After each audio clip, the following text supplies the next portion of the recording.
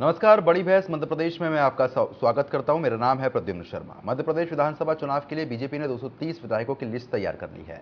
ये विधायक उत्तर प्रदेश, बिहार, गुजरात और महाराष्ट्र के हैं, जो अपने क्षेत्र में चुनावी जीत की रणनीति में माहिर माने जाते हैं।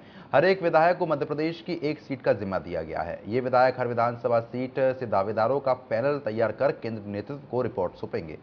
इनकी रिपोर्ट के आधार पर न केवल टिकट तय होगी, बल्कि ये भी तय होगा कि उस विधानसभा क्षेत्र में चुनाव कैसे लड़ना है। पार्टी ने फिलहाल विधायकों की इस वर्किंग को गोपनीय रखा है। इसमें यह भी जिक्र है कि कौन किस विधानसभा क्षेत्र में डेरा डालेगा। पार्टी सूत्रों की माने तो राज्य में चुनाव की पूरी रणनीति गृह मंत्री अमित शाह की देखरेख में बन रही है। उसी के मुताबिक काम हो रहा है। दूसरे राज्यों के विधायकों से इस तरीके की वर्किंग कराना भी उसी का हिस्सा है। ये विशेषज्ञ विधायक हर विधानसभा में पहुंचकर हार जीत की संभावना को खंगालकर पार्टी को बताएंगे कि उस क्षेत्र में क्या करना है, क्या हो सकता है और क्या नहीं करना है। बताया जा रहा है कि 4 राज्य उत्तर प्रदेश, बिहार, गुजरात और महाराष्ट्र के चुनिंदा विधायकों को 19 अगस्त को भोपाल में विशेष ट्रेनिंग दी जाएगी। इसमें राष्ट्रीय सह संगठन महामंत्री शिव प्रकाश मौजूद रहेंगे। इस दौरान बता दिया गया है कि काम कैसे करना है। 20 अगस्त को सभी अपने अपने क्षेत्र में रवाना हो जाएंगे, जहां वे एक सप्ताह कैंप कर जानकारी जुटाकर रिपोर्ट तैयार करेंगे। ये जो भी काम करेंगे वह गोपनीय होगा। ये उसमें स्थानीय नेताओं का सहयोग नहीं लेंगे। आज इसी मुद्दे पर होगी हमारी बड़ी चर्चा। कुछ खास मेहमान भी हमारे साथ जुड़ेंगे, लेकिन उससे पहले कुछ खास बयान जो है वो आपको सुनवा देते हैं। कि मध्य प्रदेश की 230 विधानसभा सीटों पर विभिन्न प्रदेशों से विधायक प्रवास पर जाएंगे। उनके लिए कल प्रशिक्षण, प्रदेश स्तरीय प्रशिक्षण भोपाल में रखा गया है, जिसके पश्चात वह अपनी रिस्पेक्टिव विधानसभा क्षेत्रों में जाएंगे और वहां पर संगठन के दृष्टिकोण से प्रवास करेंगे। संगठन की मजबूती, खामियां, तमाम चीज़ों को देखेंगे, समझेंगे और उसके बाद आने वाले चुनावों में विधायकों के अनुभव के आधार पर, संगठन की अपनी गतिशीलता के आधार पर और सरकार के विकास कार्यों और इत्यादि भारतीय जनता पार्टी का सामूहिक नेतृत्व है, जिसके माध्यम से हम चुनावों में बेहद मजबूती के साथ प्रचंड बहुमत का आधार तैयार करेंगे। विश्व की सबसे बड़ी कही जाने वाली भारतीय जनता पार्टी के सारे वरिष्ठ नेताओं के चेहरे बेनकाब हो गए हैं। उन पर कालिख पुत चुकी है। उनके कार्यकर्ताओं को अविश्वस्त माना जा रहा है और यही कारण है कि 230 विधायक बाहर के प्रांतों के भारतीय जनता पार्टी ने मध्य प्रदेश में कल बुलाए हैं। पहले तो नेताओं के चेहरे पर नेतृत्व ने विश्वास नहीं किया। शिवराज सिंह जी, वीडी शर्मा पर विश्वास न करते हुए नरेंद्र सिंह तोमर जी को भेजा। उनके ऊपर भूपेंद्र यादव जी, अश्विनी वैष्णव साहब आ गए। अब 230 विधायक आ रहे हैं। तो क्या भारतीय जनता पार्टी यह स्पष्ट कर चुकी है कि हमारे नेताओं के चेहरे पर जनता वोट नहीं देगी?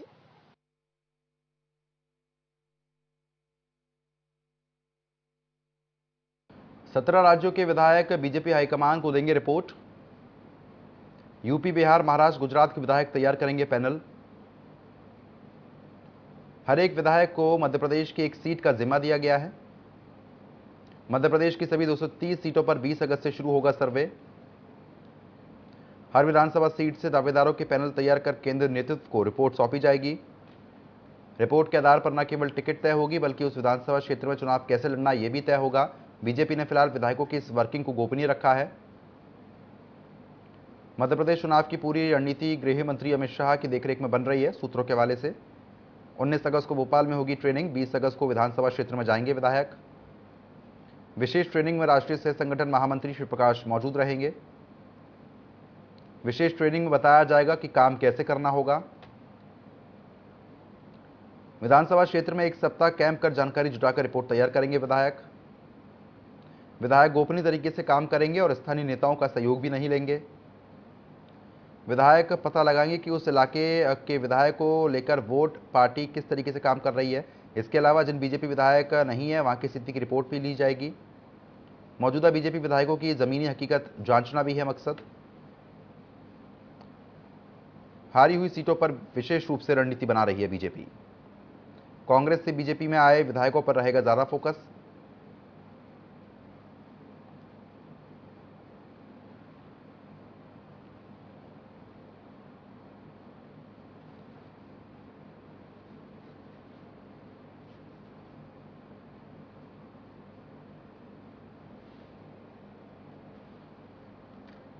तो फिलहाल आपको बता दें कि अब तैयारी जो है वो पुरजोर तरीके से चल रही है, क्योंकि देखिए मध्य प्रदेश में अब इलेक्शन है। इलेक्शन के मद्देनजर चाहे कांग्रेस की बात कर लें, बीजेपी की बात कर लें, दोनों ही पार्टी पूरी तरीके से कोशिश कर रही हैं। अब 230 बाहरी विधायकों की रिपोर्ट से तय होंगे उम्मीदवार। आपको ये भी जानकारी दे रहे हैं कि 230 विधानसभा सीट में से आपको ये भी जानकारी बता दें कि कोशिश पूरी यही है कि हर एक सीट पर पार्टी अपने एक विधायक को भेजेगी। वो विधायक वहां पर जाकर गोपनीय तरीके से काम करेगा, रिपोर्ट तैयार करेगा, मौजूदा स्थिति में परिस्थिति क्या बनी हुई है, ये तमाम चीज समझी और देखी जाएंगी।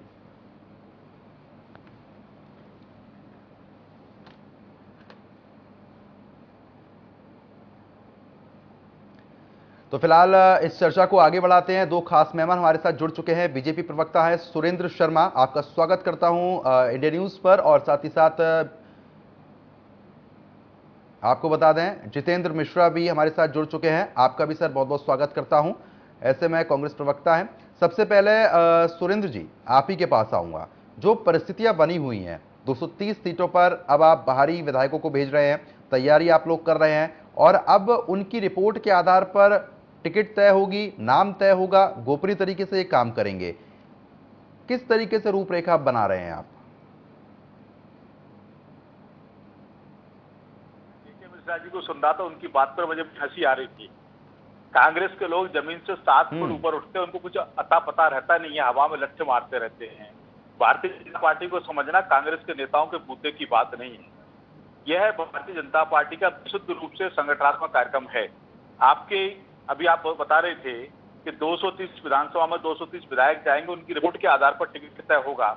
अगर ऐसा होता तो 39 टिकट हम पहले क्यों घोषित कर देते? इसका मतलब क्या ये है कि 39 विधानसभा में विधायक नहीं जाएंगे? बिल्कुल नहीं। सारी 230 विधानसभा में विधायकों के प्रवास का कार्यक्रम है। नवाचार ये भारतीय जनता पार्टी की विशेषता है। हम संगठनात्मक काम में नए नए प्रयोग करते रहते हैं। विशुद्ध रूप से यह संगठनात्मक कार्यक्रम है, यह एक्सपीरियंस एक्सचेंज प्रोग्राम है, यह एक्सपीरियंस शेयर प्रोग्राम है। यह कुल मिलाकर संगठनात्मक के अंदर का कार्यक्रम है और यह विशुद्ध संगठनात्मक कार्यक्रम है। हाँ, 230 विधानसभा विधायक जाएंगे, उनके प्रदेश में उनके काम की स्थिति क्या है, यहाँ पर वो संगठन के काम को समझेंगे। यहाँ के मध्य प्रदेश के, जैसे हम कहते हैं कि देश में भारतीय जनता पार्टी के सबसे अच्छा संगठन कहीं है तो मध्य प्रदेश में है। इसलिए एक अनुभव लेकर वो भी अपने क्षेत्र में जाएंगे। अनुभव विस्तार का और अनुभव साझा करने का एक कार्यक्रम है। और 230 विधानसभा में विधायक ये 7 दिन रहकर उन्होंने वहां क्या नवाचार किए, यहाँ विधायकों ने क्या नवाचार किए, विशुद्ध रूप से ये है। पर चूंकि लोग दूर से इसको देख रहे हैं, तो जैसा रामचरितमानस में कहा है कि जाकी रही भावना जैसी, प्रभु मूरत देखी चिंत ऐसी। या चाणक्य कहते थे जैसी दृष्टि वैसी सृष्टि। आज के संदर्भ में कहें तो अंधों का हाथी, एक कहानी भी आपने सुनी होगी कि किसी को हाथी कैसा है तो बोले सूट लंबा है, पेड़ के जैसा है, किसी को लगा कि वो सांप के जैसा है, किसी को लगा सूप के जैसा है। तो जिसको जैसा लगा वैसा अनुभव कर रहा है। पर विशुद्ध रूप से यह भारतीय जनता पार्टी का संगठनात्मक कार्यक्रम है। और कांग्रेस हम पर सवाल क्या उठा रही है? हमने तो 39 प्रत्याशी तय कर दिए, हम इस प्रकार के प्रोग्राम कर रहे हैं। आप तो 3-3 प्रदेश के प्रभारी तय बदल रहे हो। आप तो अभी आपस में इसी में उलझे हो, प्रभारी कौन रहेगा कौन नहीं रहेगा, कमलनाथ भारी है कि प्रभारी भारी है, कांग्रेस में यह चल रहा है। हम तो जमीन पर उतरकर संगठनात्मक आकलन करते हुए आगे की भविष्य की दिशा तय कर रहे हैं। हमने 39 प्रत्याशी घोषित कर छक्का मार लिया है, कांग्रेस हमारी बराबरी नहीं कर सकती। ठीक है जितेंद्र जी, इस तरीके से आपने पूरी बात उनकी तरफ से सुन ली है, लेकिन मौजूदा स्थिति में अब देखिए भारतीय जनता पार्टी तो लगातार पूरी तैयारी कर ही रही है। अब आप लोगों की तैयारी कैसे चल रही है? क्योंकि सरकार तो आपको भी बनानी है ना, कोशिश तो आप लोग भी कर रहे हैं, शीर्ष नेतृत्व लगातार आपका मध्य प्रदेश पहुंच रहा है। अब एक नई जिस तरीके से लगातार सुरेंद्र जी कह रहे हैं कि भाई हमारा एक प्रयोग है, आपके प्रयोग कब देखने को मिलेंगे? अभी उन्होंने स्पष्ट कर दिया कि भारतीय जनता पार्टी को समझना कांग्रेस के बूते की बात नहीं। अभी आप दिखा रहे हैं कि 230 विधानसभा में 230 विधायक आएंगे, विधायकों के रिपोर्ट लेंगे, उनके कामकाज की समीक्षा करेंगे, और यही चीज सामने आ रही है। वो ये कह रहे हैं कि 230 विधायक आएंगे और हमारे यहाँ से सीख के जाएंगे। मुझे ये समझ में नहीं आता है कि जब 230 विधायक तुम्हारे यहाँ से सीख के जाएंगे तो पूरे देश के विधायकों को बुला लो, मध्य प्रदेश में ट्रेनिंग ले लेंगे। 230 में से 20 कर्नाटक से बुलाए, 30 हिमाचल से बुलाए, 20 यूपी से बुलाए, ये क्या सीख के जाएंगे? कम से कम थोड़ी बहुत लज्जा तो हो, स्वीकार करने में कि 230 विधानसभा पर 230 विधायक आकर के निगरानी करेंगे। आप कह रहे हैं कि मध्य प्रदेश के संगठन को देखने आएंगे। अरे 230 विधायकों को बाहर से ला करके क्या दिखाना चाह रहे हो आप? ये जनता समझती है। प्रद्युम्न जी, हकीकत यह है कि भारतीय जनता पार्टी ने बहुत सारे प्रयास करके देख लिए। 2018 के बाद से ये सक्सेस नहीं हो पा रहे हैं। नगर निगम के चुनाव में भी आपने देखा क्या स्थिति हुई। कांग्रेस के पास में एक भी महापौर नहीं होता था। हमने 5 महापौर जीते, 2 महापौर पे हम 200 वोटों से हारे और 2 महापौर हमारी वजह से निर्दलीय जीत गए। ये 5, 2, 7, 2, 9, 16 में से 9 विधायक गंवा करके बैठे हैं। ये भारतीय जनता पार्टी का रिकॉर्ड है। ये भारतीय जनता पार्टी की धरातल की एक चीज। दूसरी चीज, फिर नगरीय निकाय के बाद आज जो ग्रामीण चुनाव आए उसमें भी आपने देखा किस तरीके से टेंडर वोट डाला।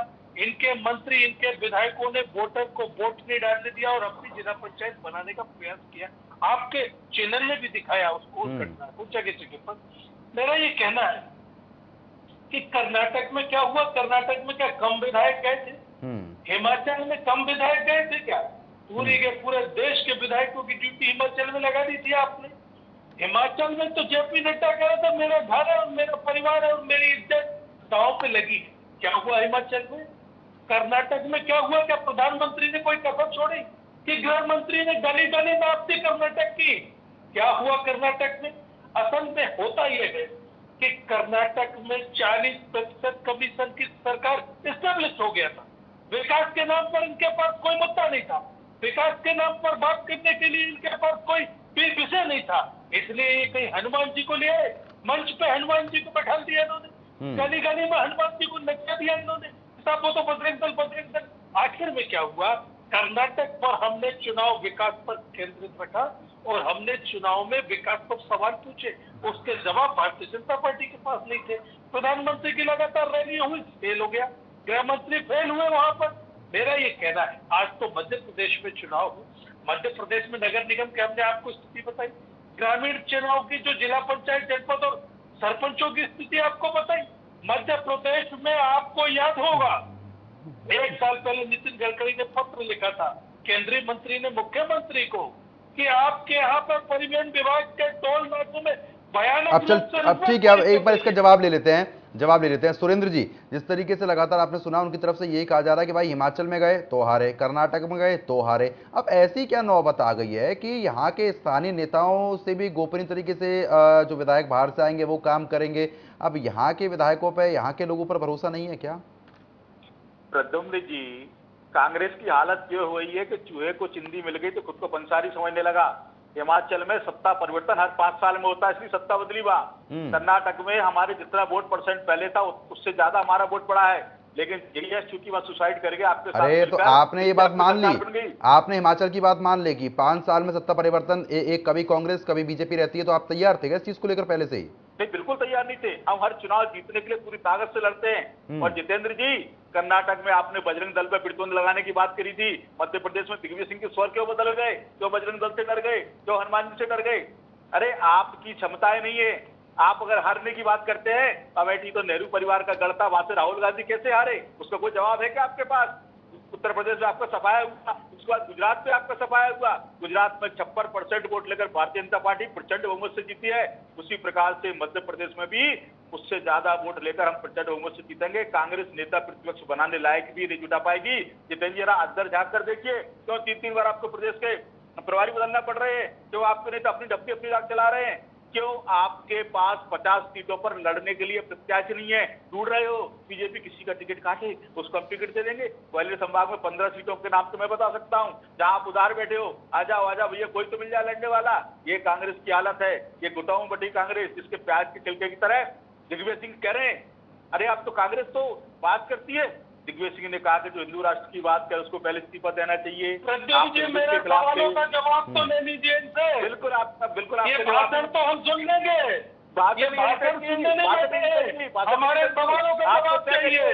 आप तो तय करिए, आपने सवाल उठाया कि कैसे प्रभारी बने, चुनाव पर नरेंद्र सिंह की कमान सौंपी, कमलनाथ जी किसी को सौंपना नहीं चाहते, आपको 3-3 प्रभारी क्यों बदलना पड़े? सबसे वारी है कमलनाथ वारी है, प्रभारी वारी, क्या आपके चल रहा है? क्या कांग्रेस की हालत है? लड़ने के लिए प्रत्याशी नहीं है। गुटों में बटी कांग्रेस, टुकड़ों में बटी कांग्रेस, आप नेता प्रतिपक्ष नहीं बना पाओगे जितेंद्र जी, ये मेरा दावा है आपसे। बोलिए जितेंद्र जी, बोलिए। देखिए प्रद्युम्न जी, है क्या, आज भारतीय जनता पार्टी की ये स्थिति है। इसके पहले भी इन्होंने अपने संगठन के लोगों को भेजा था कि विधानसभाओं में जाओ और वहां से सेल्फी खींच के भेजो। अच्छा आप ये बताइए ना, अगर अच्छा जितेंद्र जी, अगर वो लोग भेज रहे हैं, वो लोग अपने बाहर के विधायक भेज रहे हैं और ये कह रहे हैं कि आप गोपनीय तरीके से काम कीजिए, रिपोर्ट तैयार कीजिए, तो उसमें गलत क्या है? एक कोशिश हो रही है, एक प्रयोग भी तो हो रहा है ना, उसको इस नजर से भी देखा जा सकता है ना। ये तो अच्छी बात है कि पार्टी इन सब चीजों पर ध्यान रख रही है। प्रद्युम्न जी बिल्कुल बोलिए। हम तो स्वागत कर रहे हैं उनका। हमारा सिर्फ ये कहना है कि आज जब आप 50% कमीशन की बात सरकार की मध्य प्रदेश में होने, अब देखिए यहाँ हो रही है ये बात, आप 50% पर ले गए। उससे क्या फर्क पड़ने वाला है? आप ये देखिए, महाकाल के महाकुंभ में आपने देखा 1300 रुपए में मग्गा और 1800 रुपए में बाल्टी खरीदी गई। ये क्या भ्रष्टाचार नहीं है? ये क्या रिश्वतखोरी नहीं है? मध्य प्रदेश में एक चपरासी के घर पड़े हैं, करोड़ों रुपए निकल रहे हैं। अच्छा एक एक करके बात करते हैं, एक एक करके बात करते हैं। देखिए जो दर्शक देख रहे हैं उनको समझ में नहीं आएगा तो इस चर्चा का फायदा क्या है? कर चुकी है कि मध्य प्रदेश की सरकार 50% कमीशन की सरकार है, उस कलंक को नहीं धो पाएंगे। 230 में 460 भी रहेगी। अभी आपने कहा, देखिए मेरा ये कहना इस बात को स्वीकार करना पड़ेगा। आ रहा हूँ सुरेंद्र जी, आ रहा हूँ। प्रदेश में रिश्वतखोरी है, इसको हम नहीं कह रहे। ये आपके केंद्रीय मंत्री गडकरी ने इस बात को कहा। अभी आपने देखा ठेकेदारों के ग्वालियर में इस बात को स्वीकार किया। यूपी हमसे सरकार के द्वारा कमलनाथ की सरकार में मुख्यमंत्री के असल में ये है। अब नहीं देखिए एक एक करके बात कीजिए ना, अब देखिए समय फिर कम बचता है, एक एक करके बात करते हैं। देखिए प्रद्युम्न जी, मैं अपनी बात को खत्म कर रहा हूँ। मैं बोला नहीं कभी भी, मेरा स्वभाव भी नहीं है। नहीं मैंने आपसे नहीं कहा। आपको इनको सुनना तो चाहिए। मेरा ये कह रहा है कि वहाँ अमेठी में हार गए। अरे अटल बिहारी वाजपेयी कितनी बुरी तरह हारे थे, याद नहीं है आपको? अरे आप ये बताइए ना जितेंद्र जी, अब जितेंद्र जी पुरानी बातों को करने का मतलब क्या है? ये याद है आपको जितेंद्र जी? लोकतंत्र है, इसमें हार जीत चलती रहती है। ठीक है, देखिए राजनीति में हार जीत तमाम चीज देखने को मिलती हैं, आरोप प्रत्यारोप देखने को मिलते हैं। अब सवाल तो यही खड़ा हो रहा है ना कि जब बीजेपी इतने प्रयास कर रही है, क्योंकि देखिए मुख्यमंत्री शिवराज सिंह चौहान की तरफ से तमाम, सरकार की तरफ से तमाम योजनाएं चलाई जा रही हैं, लोगों को उनका लाभ भी मिलता हुआ नजर आ रहा है। अब विपक्ष में आप लोग बैठे हुए हैं ना, कोशिश सत्ता पक्ष में रहने के बावजूद भी बीजेपी कर रही है, आप लोग क्या कर रहे हैं? देखिए प्रद्युम्न जी, आपने कृपा पूर्वक हमारा गांधी चौपाल दिखाया, इसमें हमने 52,000 गांधी चौपाल लगाई इस मध्य प्रदेश में। सरकार बिना काम किए नहीं बनती है। हमने सड़क पे बात की है क्योंकि हमारी सदन में आवाज नहीं सुनी जाती। हमने लाठियां खाई है सरकार के जोर जुल्म को सहा है। हमने घर घर चलो अभियान चलाया जिसके माध्यम से इस सरकार को बेनकाब किया है। हमने गांधी चौपालें लगाई है, हमने हाथ से हाथ जोड़ो अभियान चलाया है, तब जाकर के जनता की समझ में आया। आपने देखा भारत जोड़ो जिसे कहते थे कर्नाटक में सफल होगा, मध्य प्रदेश में विफल होगा। मध्य प्रदेश में भारत जोड़ो का बहुत बड़ा योगदान है हमारे लिए माहौल बनाने में। और इसके बाद अगर देखें तो कमलनाथ जी की जो सरकार है, 100 रुपए में 100 यूनिट बिजली छोटी बात होती है, हर घर में 100 रुपए की बिल पहुंचे। आप ये बताइए, भारतीय जनता पार्टी का मंत्री सदन के अंदर स्वीकार करता है कि कमलनाथ जी की सरकार ने, कांग्रेस की सरकार ने 27 लाख किसानों का कर्ज माफ किया। ये छोटी बात होती है? महाकाल के नाम पर राजनीति आप करते हो। महाकाल के जीर्णोद्धार के नाम पर कमलनाथ जी ने 300 करोड़ रुपए की स्वीकृति दी। गाय के नाम पर राजनीति आप करते हो। 1000 गौशालाओं का निर्माण हमारी सरकार ठीक है, जवाब ले लेते हैं। सुरेंद्र जी बोलिए। राम के नाम पर राजनीति आप करते हो। राम गमन पथ के लिए बजट हमने दिया, हमारी सरकार ने दिया। ये सब चीजें जनता के सामने आ गई। सुरेंद्र जी ठीक है, अब जवाब ले लेते हैं इसका। बोलिए सुरेंद्र जी। वाह जितेंद्र जी, वास्तव में कांग्रेस का कितना दोहरा चरित्र, दोगला चरित्र है। आप राम पदगमन की बात करते हो कि आपकी सरकार थी, सो कमलनाथ जी मंत्री थे, जिसमें सुप्रीम कोर्ट ने हलफनामा दिया कि राम तो पैदा नहीं हुए थे।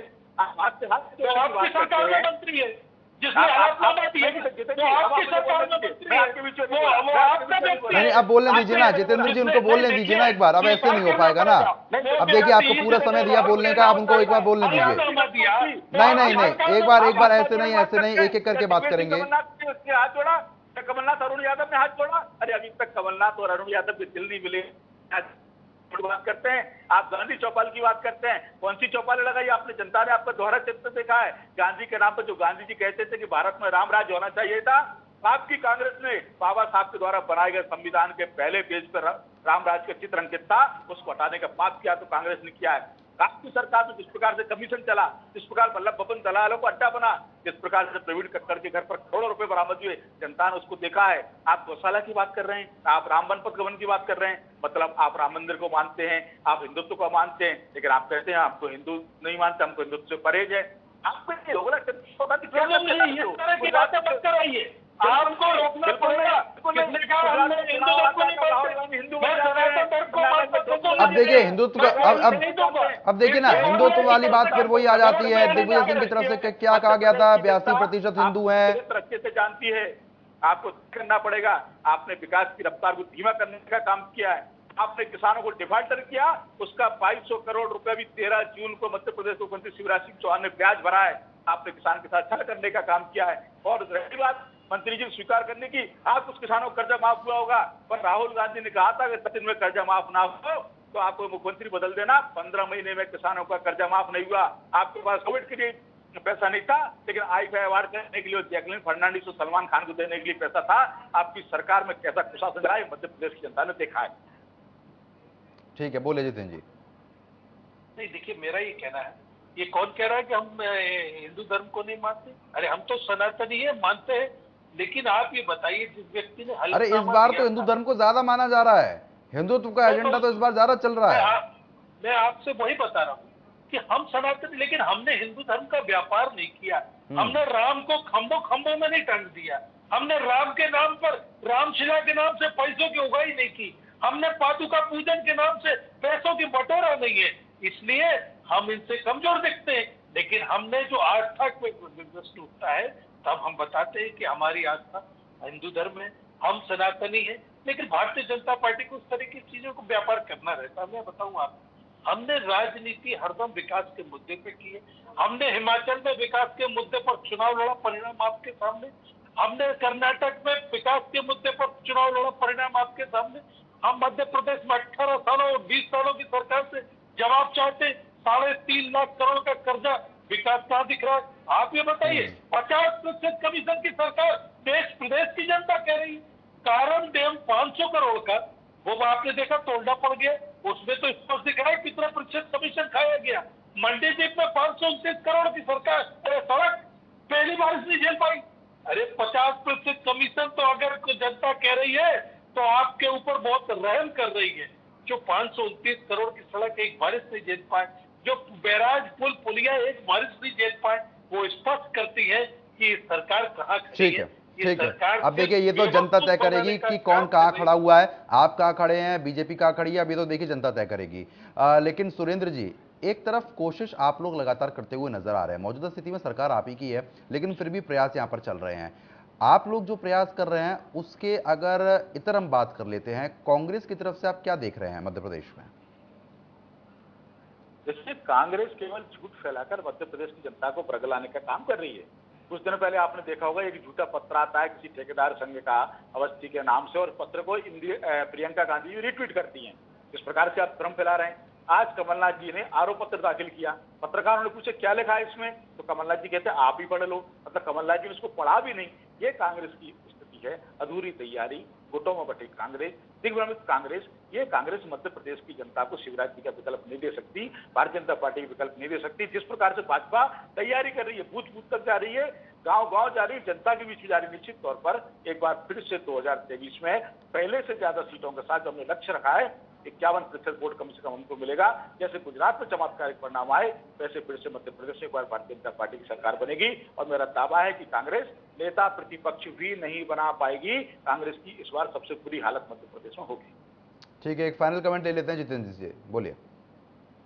देखिए, मध्य प्रदेश में शिवराज सिंह जी का जो चेहरा है वो चुनाव जिताऊ चेहरा नहीं बचा है। इसलिए आपने देखा किस तरीके से गृह मंत्री दौड़ लगा रहे हैं मध्य प्रदेश में, संभावनाओं को तलाश रहे हैं कि कैसे भारतीय जनता पार्टी की स्थिति को संभाला जाए।